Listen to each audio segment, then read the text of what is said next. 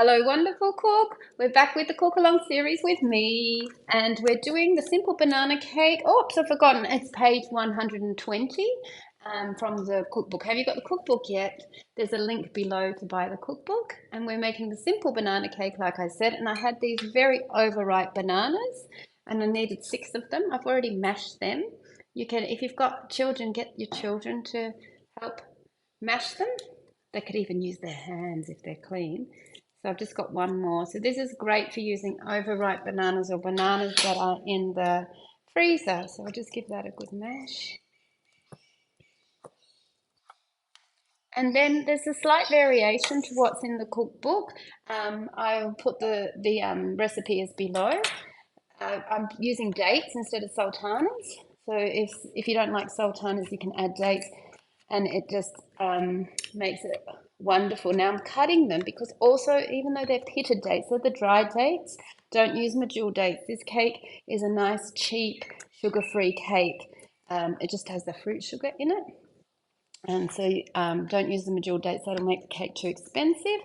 But these pitted dates sometimes have a stone in, so I cut them up just to check that they don't. And that was 1 cup of the dates, and then it's 3/4 of a cup of walnuts.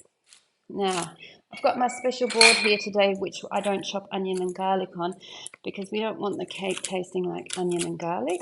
So I'm chopping up those walnuts, and then we're going to add that into the bowl of bananas, the bananas. Who used to watch Bananas in Pajamas?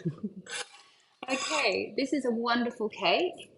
Um, and we're just going to add 1 teaspoon of baking powder. It's gluten-free, aluminium-free baking powder, and that'll help give the cake a little bit of a rise.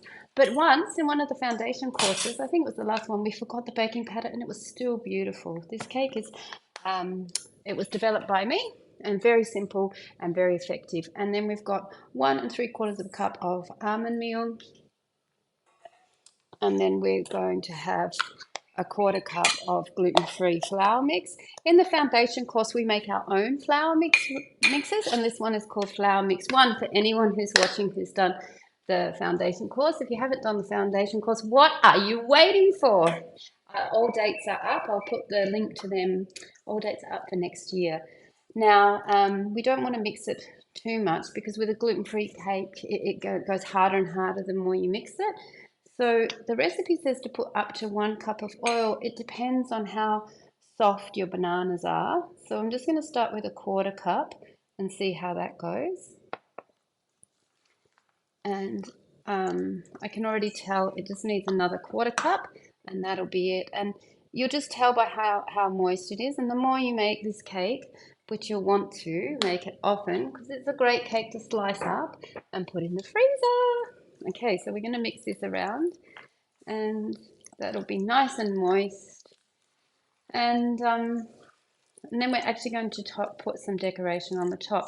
In my cookbook, I say put it into a round tin, but I really love putting it in this loaf tin because it cuts into nice sandwich slices for the lunch boxes, for the kiddies and the adults. Okay, so we've got the baking paper in here. Scrunchel, scrunchel, scrunchel. And just going to add that in. See how easy this is? It's so simple. You can train your kids to make it for you. Whoops, what's happening there? Everything's going everywhere. Okay. Just, with gluten-free cakes, if you're not used to making them, and if you didn't want to make a gluten-free cake, you could, of course, use wheat instead of the gluten-free flour.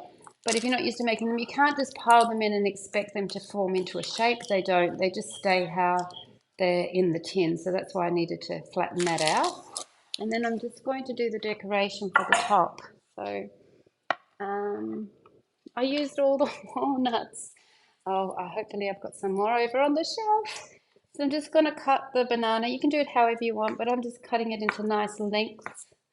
And we've just finished the vegan chef training. There's 7 more wonderful vegan chefs out in the world. Congratulations, you 7. They were an awesome group. Okay, now bring that over. I'm just going to put this, I'll tip the tin in a minute. so you can maybe see better. So yeah, just putting that in like that. I don't want to waste that little bit there, so I'm going to add that in here. And then the wonderful Sky, who did the foundation course in October, did this little decoration because I said, oh, I'll put some walnuts in the spaces. And I thought she was just going to put a walnut, but she did something even fancier and she just chopped them up. Whoops, that's another little bit of banana. And it looks so nice. So she chopped them up. Walnuts are fabulous for omega-3s. You need to be having 5 walnuts a day. So if you're thinking you want that second piece of cake, you need it for your omega-3s. Funny how I can convince ourselves that we need things. But 5 walnuts a day is fabulous for your omega-3s. And then we're just going to put them in the spaces there. Any spaces you can find. So you may have more spaces because your banana might not be as lush as this one.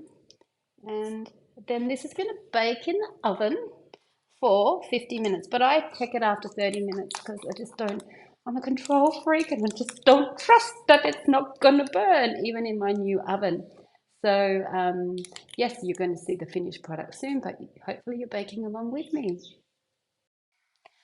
So the cake's been in the oven for 50 minutes. I'll just grab it. Did I tell you what temperature? It needed to go on at 180. And actually, I put mine on at 200, silly me. And so there are some dark edges. And I don't worry about that because I have made thousands and thousands and thousands and thousands of cakes. And you can always be guaranteed if there's a little bit of burnt edge, there'll always be someone who'll say, I want the burnt edge.